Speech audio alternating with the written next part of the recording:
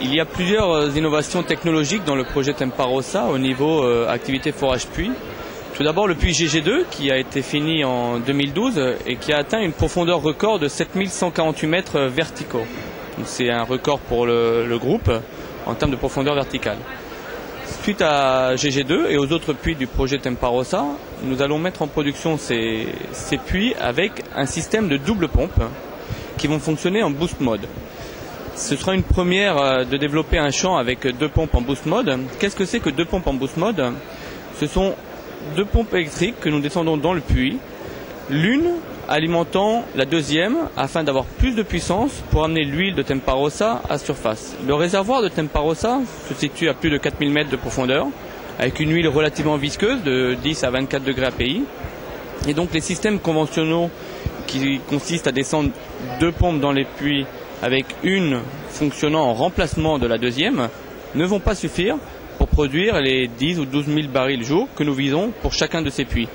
À cause de l'enfouissement du réservoir de Temparossa à plus de 4000 mètres et à la relative viscosité de l'huile, nous devrons utiliser deux pompes qui seront complémentaires l'une de l'autre et non pas en remplacement l'une de l'autre. Les champs pétroliers en général, qui utilisent le système de pompage ESP, utilisent deux pompes, l'une qui fonctionne quand l'autre tombe en panne, la durée de vie des pompes étant relativement limitée.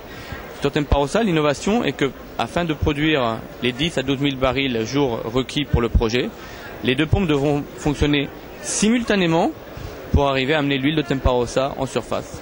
Avec 6 puits, nous espérons avoir un plateau de l'ordre de 50 000 barils jour sur la durée de vie du plateau du champ.